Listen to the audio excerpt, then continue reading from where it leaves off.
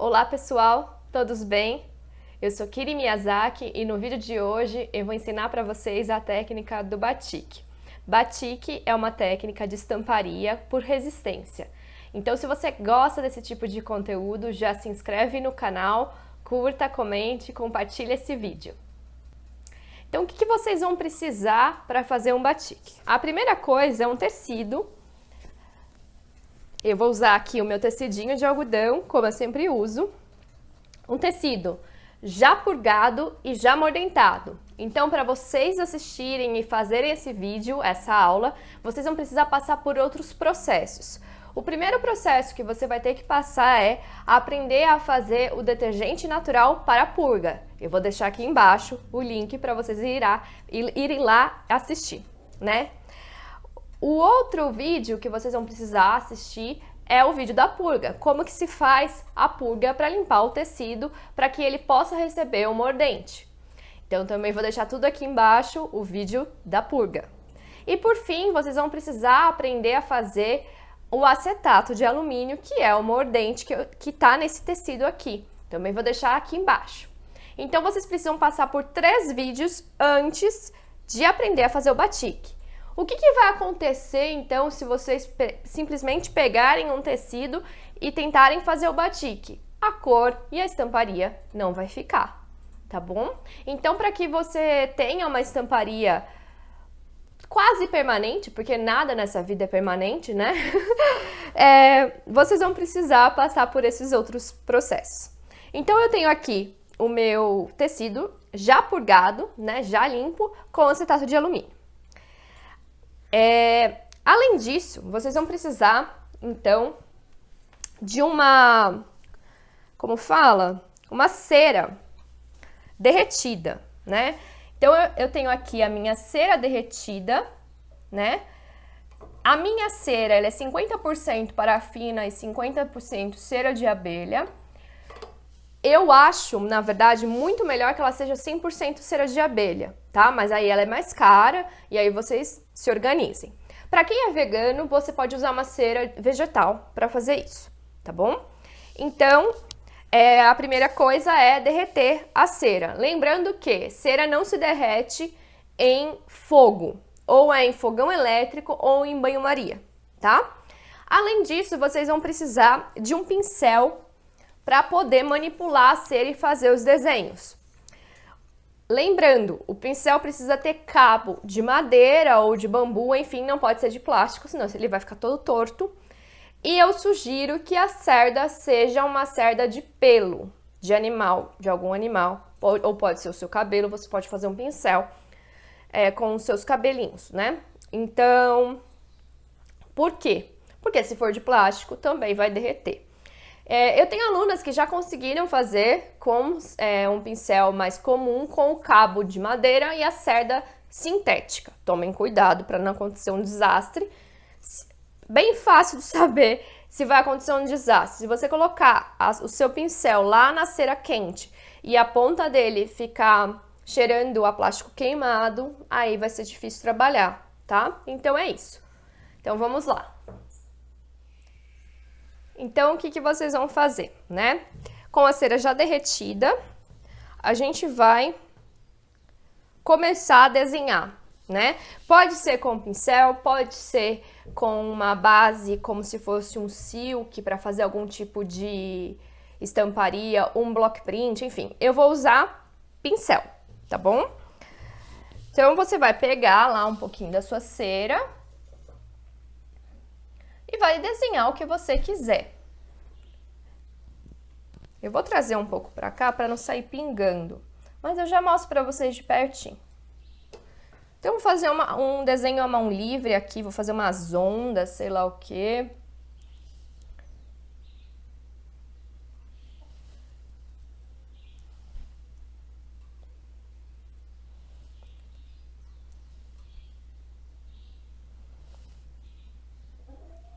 Fazer uma coisa bem orgânica, porque se eu for fazer um desenho, primeiro que eu não sei desenhar muito bem, vai ficar um desastre.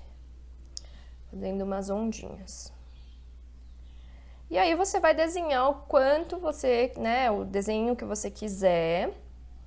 Quando você terminar de desenhar e a cera estiver sequinha, ela seca bem rápida. Eu vou pôr bem pertinho para vocês verem. Por isso que ela tem que estar bem derretida, tá? Só toma cuidado também pra não queimar. Ai, que lindo!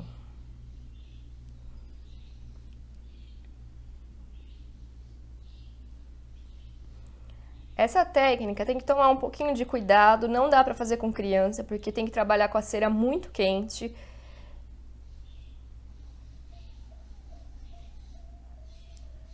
Cuidado para não queimar o braço, eu já queimei várias vezes a mão nesses potinhos fazendo isso.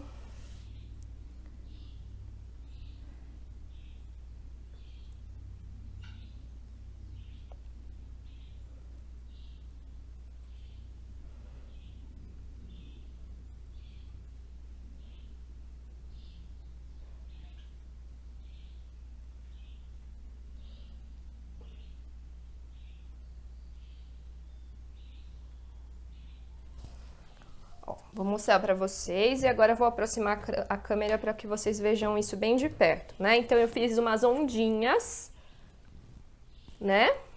E vou fazer isso no meu tecido inteiro. Quando eu terminar de fazer a estamparia que eu desejo e tiver seco, mas isso seca bem rápido, tá? Eu vou colocar para tingir. E aí, por que é estamparia por resistência, né? Porque eu tô reservando uma parte com a cera e essa parte que eu reservei vai ficar branca, vai ficar a cor que tá o tecido. E aí, quando eu colocar no tingimento, onde não tem cera, vai ficar a cor que eu colocar. No caso, hoje eu vou usar uma mistura de crajiru com pau-brasil que eu já tenho pronta, que sobrou de uma outra aula, né? E aí, então, a ondinha vai ficar branca e o fundo rosa, né? Vocês devem conhecer outras estamparias por resistência, como o shibori ou tie-dye, né? Então, o shibori amarrado, o tie-dye também amarrado, você amarra uma parte e aquela parte que está amarrada, ela fica branca. Então, é uma resistência que você faz ali com a linha, né? Ou com elástico, enfim, depende, né? Se for um tie-dye, que é mais uma gambiarra, assim, você vai usar um elástico ali rapidinho e vai amarrar, né?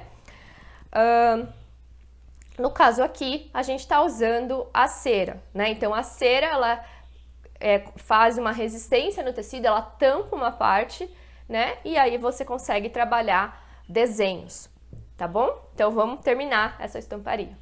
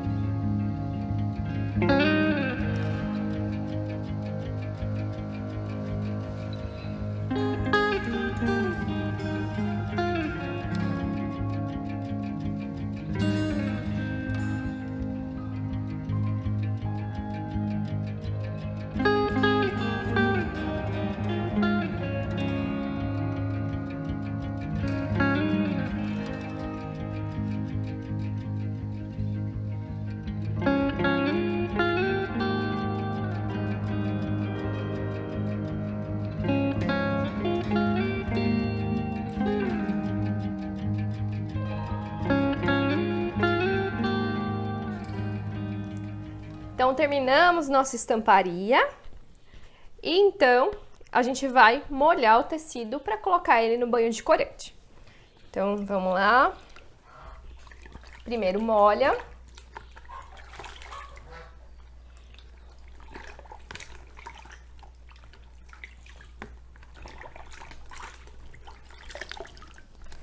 Vai ser dificinho molhar, porque ele tá mordentado e ainda tem a resistência da cera, né? Mas devagarinho vocês conseguem. Molha bem o tecido.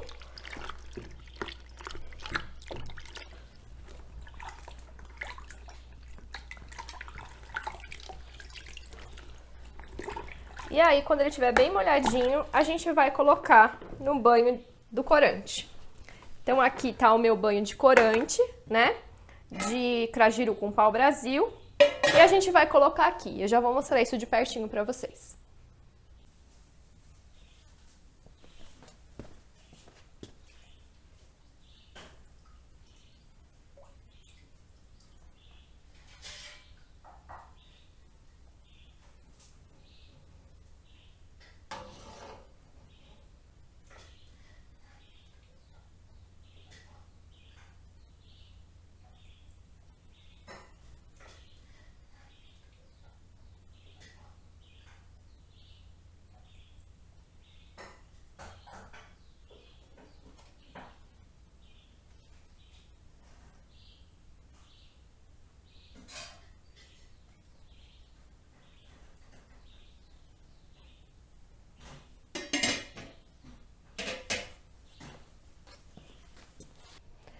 Então, aqui ficou o tecido tingindo durante toda a noite, né? Então, quando levantou fervura, eu desliguei e deixei aqui ele tampadinho e sempre mexendo, né? Durante a noite, lógico, não mexi. E agora, então, a gente vai tirar. Se tiver algum pontinho de matéria-prima, alguma coisinha que eu queira corrigir, eu enxago. Se não, eu só vou deixar ele secando. Então, essa é a penúltima etapa, né? Antes da gente tirar a cera. Então, vou dar uma torcidinha, né? Não muito forte para não quebrar muito, não craquelar muito a cera. Né? Então, aqui o tecido. Eu vou enxaguar porque eu tô vendo alguma matéria-prima aqui da serragem, pra gente já tirar. E aí eu vou deixar secando pra gente, então, depois retirar a cera. Bom, o nosso tecido já secou e agora então é a parte de retirar essa cera, né, que é o que a gente chama de resistência, né? O que a gente vai precisar? Um ferro, tem que ser a seco, tá? Então não pode usar o a vapor. Uma toalha, um cobertorzinho, alguma coisa pra gente colocar pra ficar macio. Jornal e só. Então a gente vai fazer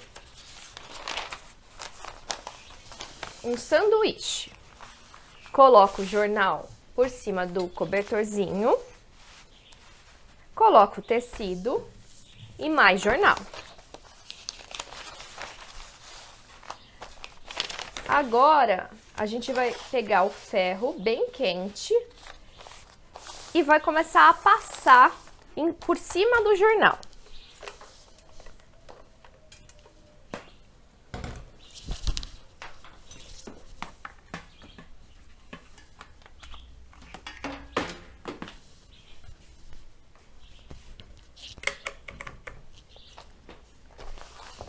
Dessa forma, a cera vai ficar no jornal. Então, a gente vai fazer isso até retirar toda a cera do tecido.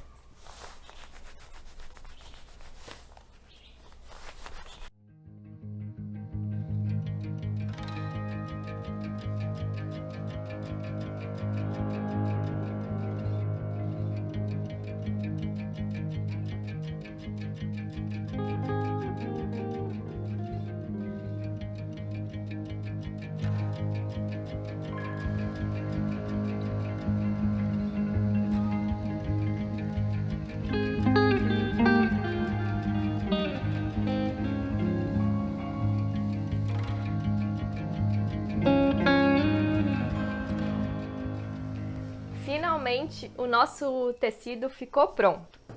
Então, olha que coisa mais linda que ele ficou. Eu, inclusive, já lavei, ele tá um pouquinho ainda úmido. O que vocês podem fazer com essa técnica, além do que eu fiz aqui no vídeo, é fazer o tingimento e depois a reserva, e depois tingir de novo com a mesma planta ou outra planta.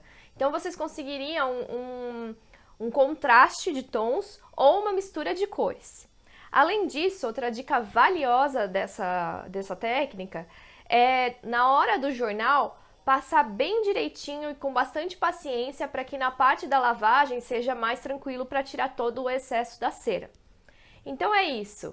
Espero que vocês tenham gostado. Em breve tem mais.